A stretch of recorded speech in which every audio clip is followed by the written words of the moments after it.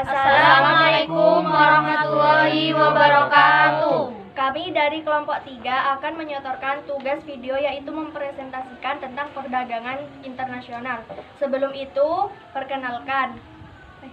Nama saya Marsha Salsabila dari kelas 11 MIPA 4 absen 15.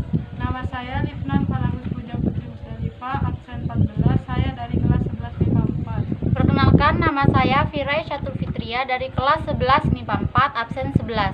Perkenalkan, nama saya Ilham Fajar dari 11 MIPA 4 absen 13. Perkenalkan, nama saya Gladys Ardelia dari kelas 11 MIPA 4 absen 12. Keuntungan perdagangan internasional meningkatkan keuntungan perusahaan. Perusahaan yang terlibat dalam perdagangan internasional dapat meraih pertumbuhan yang jauh lebih tinggi daripada perusahaan yang hanya berfokus pada pasar domestik. Berkat perdagangan internasional, perusahaan dapat mengekspor produk ke pasar yang masih memiliki kompetisi rendah agar menguasai pasar dan mendapatkan keuntungan lebih, menjadi basis pertumbuhan ekonomi negara. Ketika perusahaan-perusahaan tumbuh besar, pendapatan negara juga akan bertambah baik dari pendapatan pajak maupun non-pajak seperti lapangan pekerjaan, investasi, dan pembangunan infrastruktur. Perdagangan internasional juga dapat menggenjot produksi barang suatu negara untuk meningkatkan produk domestik brutonya. Hal ini mungkin terjadi karena perdagangan internasional membuka pasar-pasar baru di negara lain. Oleh karena itu, perdagangan internasional memiliki peran besar dalam meningkatkan perekonomian suatu negara, mendiversifikasi risiko perusahaan. Perusahaan yang memiliki basis bisnis di berbagai tempat dapat lebih mudah menanggapi bencana alam ataupun bencana sosial. Walaupun pasar domestik sedang dalam kondisi buruk, pasar internasional dapat menopang perusahaan tersebut ataupun sebaliknya. Contoh dari manfaat diversifikasi ini adalah ketika badai Katrina mendarat di Florida dan kota-kota di Amerika Serikat bagian selatan. Perusahaan internasional yang juga memiliki pabrik markas di Eropa Asia masih tetap dapat beroperasi, sedangkan perusahaan lokal yang hanya punya markas di Florida hancur dan tidak dapat beroperasi, meningkatkan tingkat kompetisi pasar. Ketika terdapat banyak perusahaan yang saling berkompetisi pada suatu produk tertentu, hanya kualitas, harga, dan nilai tambah yang dapat menjadi pembeda antar perusahaan. Jika suatu perusahaan ingin produknya laku dalam kompetisi perdagangan internasional, harus ada peningkatan dari segi kualitas dan nilai tambah, atau penurunan dari segi harga. Oleh karena itu, perdagangan internasional dianggap dapat meningkatkan kompetisi pasar dan kualitas barang yang ada serta menurunkan harga barang karena memfasilitasi kompetisi antar berbagai perusahaan. Mempromosikan spesialisasi. Agar dapat sukses dalam kompetisi perdagangan internasional, perusahaan harus seefektif mungkin dalam memproduksi barang dan jasa. Spesialisasi merupakan contoh dari efisiensi tersebut. Suatu negara akan lebih efisien dalam memproduksi barang tertentu. Perdagangan internasional memberikan keluasan negara untuk mengimpor barang-barang yang tidak dapat diproduksi dengan efisien dan mengekspor barang yang dapat diproduksi dengan efisien, meningkatkan ketersediaan barang. Seperti yang dijelaskan di atas, suatu negara tidak mungkin dapat memproduksi semua jenis barang secara efisien. Oleh karena itu, pasti ada segmen pasar yang mengalami undersupply barang. Perdagangan internasional dapat membantu mengisi kekurangan suplai tersebut dengan barang dari luar negeri. Dapat memanfaatkan perbedaan kurs mata uang dapat meningkatkan keuntungan perdagangan suatu perusahaan atau negara. Kurs mata uang yang kuat akan membuat impor barang lebih murah, namun mengurangi kemampuan ekspor karena barang yang dijual menjadi lebih mahal, dan sebaliknya dengan kurs mata uang yang lemah. Contoh dari ini adalah Cina yang memiliki nilai mata uang renminbi relatif rendah jika dibandingkan dengan negara lainnya. Oleh karena itu, jika negara lain membeli barang dari Cina, mereka akan dapat membeli banyak barang karena mereka menukarkan mata uang mereka. Kerugian perdagangan internasional yang pertama yaitu resiko perubahan iklim politik. Suatu perusahaan yang menjalankan bisnisnya di negara asing akan terpapar pada iklim politik dan peraturan yang mungkin jauh berbeda dengan pasar domestiknya. Jika perubahan kekuasaan atau gejolak politik pada negara asing tersebut, perusahaan dapat saja mengalami penurunan penjualan atau bahkan kehilangan aset. Contohnya dari resiko politik yaitu ketika terjadi revolusi kemerdekaan di Indonesia pada tahun 1945. Yang kedua, resiko kurs mata uang. Jika suatu perusahaan berdagang dengan negara berkembang yang belum memiliki sistem ekonomi mumpuni, perusahaan tersebut akan terpapar dengan resiko kurs mata uang. Resiko ini terjadi ketika nilai mata uang negara tersebut berfluktuasi secara drastis, sehingga perusahaan tidak dapat memasukkan pergerakan nilai tukar mata uang ke dalam perencanaan bisnisnya. Yang ketiga, perbedaan budaya pembeli. Ketika perusahaan masuk ke dalam pasar yang berbeda, keinginan konsumen akan sebuah produk juga cenderung akan berbeda. Jika perusahaan tidak dapat beradaptasi dan mengubah produknya agar sesuai untuk pasar tersebut, perusahaan tidak akan bisa mendapatkan untung.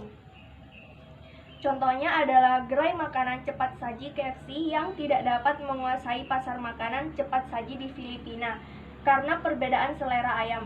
Di Filipina, mayoritas penduduknya lebih menyukai rasa asin manis dibandingkan rempah di KFC. Oleh karena itu, merek lokal Jollibee masih lebih diminati ketimbang makanan cepat saji di luar.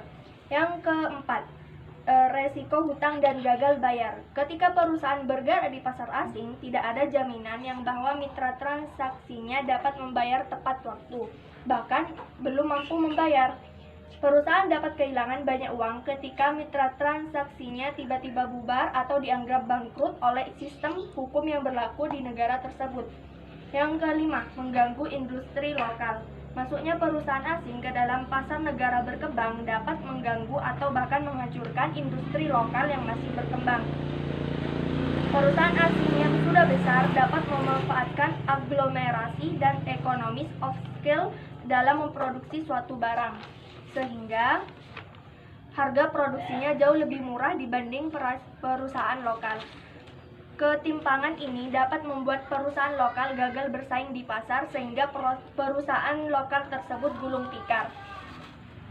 Contoh dari fenomena ini banyak kita temui di Afrika, yang mana perusahaan pertanian Eropa dan Amerika Serikat mengekspor bahan pangan mereka secara massal dengan harga yang murah. Oleh karena itu, pasar bahan pangan di Afrika didominasi oleh merek luar negeri sehingga petani lokal tidak dapat berkompetisi dan terpaksa gulung tikar. Hal ini justru dapat menghambat pertumbuhan ekonomi negara yang berdampak. Yang keenam, resiko pelanggaran hak cipta. Pembajakan dan imitasi produk menjadi masalah besar bagi perusahaan yang bergerak di pasar internasional. Perusahaan ini memiliki potensi untuk dicuri produknya oleh kompetitor asing. Contoh dari pencurian ini adalah tuduhan-tuduhan kepada perusahaan Cina yang melakukan reverse engineering mobil, chip, dan barang elektronik lainnya. Yang ketujuh, resiko dependensi terhadap negara lain. Sebuah negara yang melakukan spesialisasi dapat menjadi dependen kepada negara lain untuk suatu produk yang tidak dapat diproduksi sendiri. Jika negara penyediaan barang tersebut melakukan embargo atau boikot dan barang yang dijual adalah barang kebutuhan dasar masyarakat, maka negara pembeli dapat mengalami kekacauan karena kekurangan barang tersebut. Yang kedelapan yaitu resiko eksploitasi sumber daya. Perdagangan internasional dapat membuat suatu negara melakukan eksploitasi sumber daya alam berlebihan untuk memenuhi tuntutan pasar. Contoh paling jelas dari ini adalah eksploitasi sumber daya mineral di Papua oleh PT Freeport dan juga di Afrika oleh perusahaan pertambangan multinasional yang digambarkan dalam film Blood Diamond. Sistem pembayaran dalam perdagangan internasional. A. Barter. Barter adalah pertukaran barang dengan barang. Dalam hal ini, barang yang dikirim ke luar negeri ditukarkan langsung dengan barang yang dibutuhkan di dalam negeri. 1. Direct barter, barter langsung. 2. Switch barter, barter alih. 3. Counter purchase, imbal beli. 4. Buyback barter, barter beli kembali. Secara umum, sistem perdagangan dengan cara barter ini jarang dilakukan oleh para pelaku bisnis dibandingkan dengan cara lain, karena cara ini dianggap kurang fleksibel. B. Advance payment, pembayaran di awal oleh importir. Jika menggunakan sistem pembayaran ini, maka importir harus melakukan pembayaran terlebih dahulu sebelum barangnya dikirimkan oleh eksportir.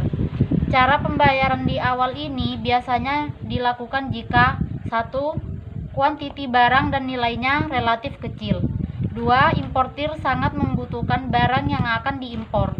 3. Importir sudah tahu betul kredibilitas dari eksportir. 4. Importir memiliki dan menguasai devisa atau uang yang berlebihan. 5. Importir yakin bahwa negara eksportir tidak melarang barang yang dibelinya. 6. Importir yakin bahwa negaranya tidak melarang masuknya barang yang dibelinya.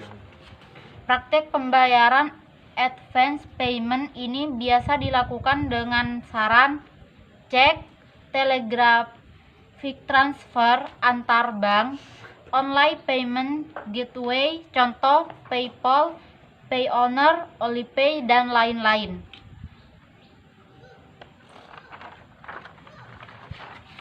C. Open account, pembayaran di akhir atau di belakang setelah barang dikirimkan.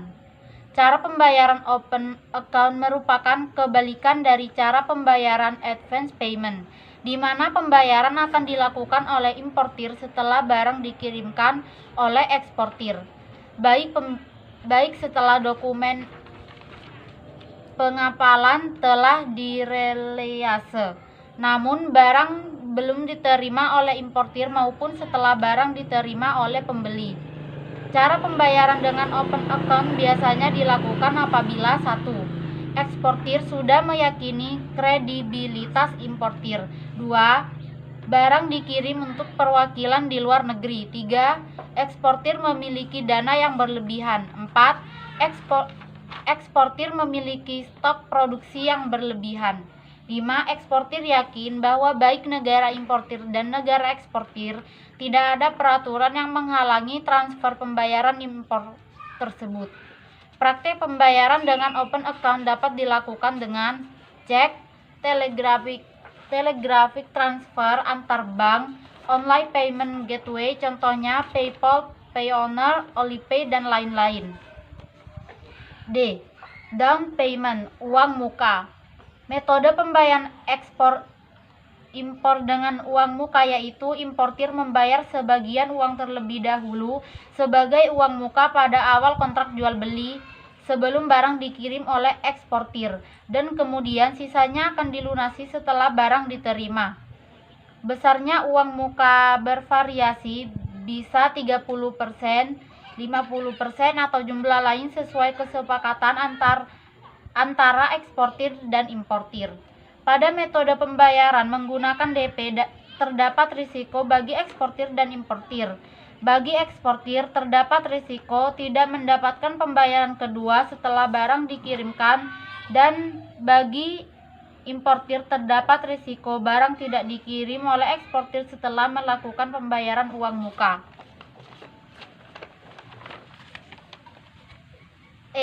Vessel in caso documentary collection, document against payment, dan document against acceptance.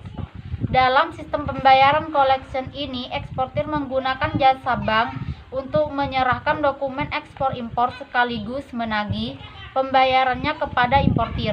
Jika dilihat flow-nya, di sini eksportir mengapalkan terlebih dahulu barang untuk importirnya. Kemudian dokumen-dokumen yang berkaitan dengan pengiriman barang dikirimkan langsung ke bank koresponden di negara importer atau melalui bank eksportir terlebih dahulu, kemudian baru dikirimkan kepada bank importir. Kemudian bank importir di luar negeri akan menyerahkan satu set dokumen ekspor-impor tersebut, namun dengan syarat sebagai berikut. 1. Importir telah membayar barang tersebut. Cara ini disebut dokumen against payment atau DP. 2. Importir telah mengakses wesel yang bersangkutan. Cara ini disebut Document Against Acceptance atau DA. Alat pembayaran perdagangan internasional. 1. Tunai atau kontan. Hal pertama yang paling mudah untuk Anda lakukan dalam menggunakan alat pembayaran antar negara adalah cash-based. Anda bisa menggunakan cara ini saat Anda berada di luar negeri atau melakukan transfer secara manual di bank dengan cara menyerahkan uang tunai. Adapun cara pembayaran yang bisa digunakan adalah dengan mata uang negara tersebut sesuai dengan bentuk kesepakatan yang sudah disetujui dengan konsumen. 2. Wesel. Dari dulu sebagian besar dari kota pasti sudah akrab dengan wesel. Dengan menggunakan alat pembayaran ini, Anda bisa melakukan pembayaran di dalam negeri ataupun luar negeri. Bila ingin menggunakan wesel sebagai alat pembayaran, maka Anda harus mengirimkan suatu formulir pengiriman uang di penyediaan jasa wesel. Untuk di Indonesia, Anda bisa menemukan wesel di Pos Indonesia atau bank konvensional. 3. Cek. Alat pembayaran internasional selanjutnya yang bisa Anda gunakan adalah cek. Nantinya proses pembayaran akan dilakukan dengan cara pihak importir mengirimkan cek pada pihak eksportir dengan bank yang ditunjukkan pada negara eksportir, sehingga nantinya bank yang dituju adalah bank yang memang mempunyai cabang pada negara importir. 4. Telegraphic transfer. Untuk alat pembayaran internasional yang satu ini cukup mirip dengan cek, namun bedanya cek bisa dicairkan bila ditunjukkan oleh penerimaan dana, sedangkan telegraphic transfer adalah suatu perintah dari pemilik awal dana guna memindahkan dananya pada suatu rekening lain dengan melalui sistem otomatis suatu perbankan. Jadi lembarannya nanti tidak harus dimiliki oleh pihak penerimaan dana. Untuk itu, pastikanlah Anda memilih bank yang sudah terpercaya karena cara pembayaran ini memiliki resiko yang tinggi. 5. Letter of credit. Hampir sama dengan wesel, namun yang membedakannya adalah alat pembayaran internasional ini adalah apabila wesel harus dilakukan secara lunas atau konstan, maka letter of credit bisa dilakukan secara cicilan atau kredit. Nantinya bila ada pembayaran yang memang terkendala, maka pihak bank yang akan melunasinya pada pihak penjual. Nantinya dana yang sudah ditalangi oleh bank tadi akan menjadi utang yang dibebankan kepada pihak pembeli. Pemilihan metode pembayaran ini bisa dilakukan apabila ada salah satu pihak yang belum percaya. Cara ini diklaim lebih terjamin tingkat keamanannya, khususnya untuk Anda yang sudah mengirim barang ke luar negeri. 6.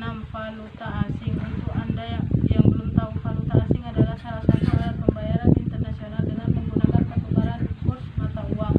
Namun agar lebih mudah, umumnya lebih sering menggunakan mata uang dolar. 7.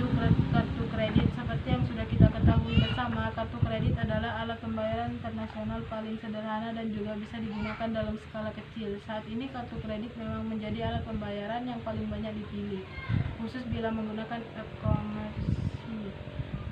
Escrow account. Escrow account adalah suatu rekening yang dibuat khusus untuk dua pihak saja, jadi hak akses dan penggunanya nanti bisa digunakan secara bersamaan. 9. Emas. Emas merupakan alat pembayaran internasional yang memiliki fungsi yang sama dengan uang tunai, yang mana nilai barang yang dijual nantinya bisa disesuaikan dengan berat emas. 10. Kompensasi pribadi. Kompensasi pribadi dalam hal ini adalah pembayaran yang dilakukan secara menyilang di dalam suatu negara. Contoh sederhananya, Dono membeli barang ke Genji dari Jepang dengan harga $1,000. Lantas Genji membeli barang lain dari Rudi di Indonesia dengan nilai yang juga sama. Maka keempat pihak tersebut juga bisa menggunakan kompensasi pribadi dengan syarat mereka harus saling percaya antara satu dan lainnya. Yang terakhir, PayPal.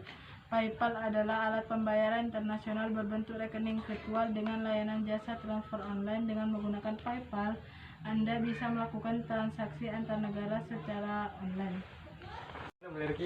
Neraca pembayaran internasional. Neraca pembayaran internasional adalah suatu catatan sistematis tentang seluruh transaksi ekonomi antara penduduk suatu negara dengan negara lainnya pada periode waktu tertentu, biasanya 1 tahun.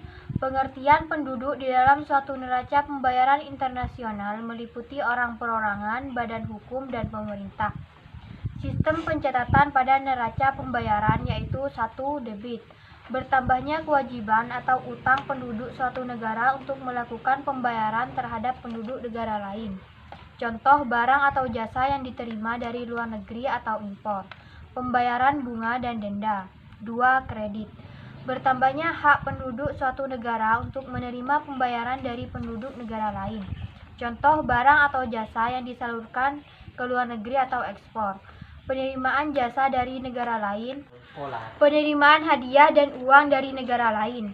Perlu diingat, jika sisi kredit lebih besar dari sisi debit, maka neraca pembayaran mengalami surplus. Sebaliknya, jika sisi debit lebih besar dari sisi kredit, maka neraca pembayaran mengalami defisit. Ekspor dan impor. FYI, defisit pada neraca pembayaran tidak selamanya buruk, harus dilihat dulu pada komponen mana yang mengalami defisit. Misalnya, defisit terjadi pada komponen transaksi berjalan. Maka untuk menutupnya perlu meningkatkan penerimaan pada transaksi modal. Caranya bisa dengan mencari pinjaman luar negeri atau menarik investor asing untuk menanamkan modal di dalam negeri.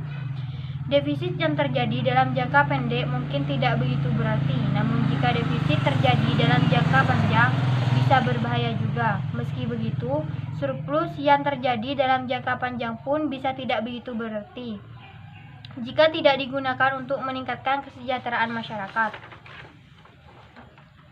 Sebelumnya, udah sedikit disinggung soal komponen transaksi berjalan. Nah, komponen transaksi berjalan merupakan salah satu komponen dalam neraca pembayaran internasional. Tentu saja tidak. Berikut komponen utama neraca pembayaran internasional yang harus kamu ketahui. 1. Neraca berjalan. A. Neraca perdagangan. Neraca perdagangan mencatat transaksi ekspor dan impor di antara dua negara atau lebih. Terdapat 3 kemungkinan yang terjadi pada neraca perdagangan, yaitu surplus, defisit, atau seimbang. B. Neraca jasa. Neraca jasa mencatat transaksi jasa dari atau kepada negara lain. C. Neraca transaksi sepihak. Neraca unilateral mencatat transaksi sepihak berupa hadiah atau bantuan sosial yang diterima atau diberikan dari ke luar negeri tanpa kewajiban untuk membayar kembali. 2. Neraca modal. Neraca modal mencatat transaksi penerimaan atau pembayaran sehubungan dengan peminjaman dan penanaman modal. 3. Neraca moneter. Neraca moneter mencatat mutasi dalam hubungan dengan IMF serta memperlihatkan perkembangan atau perubahan cadangan devisa suatu negara. Sekian dari kami ucapkan terima kasih. Wassalamualaikum warahmatullahi wabarakatuh.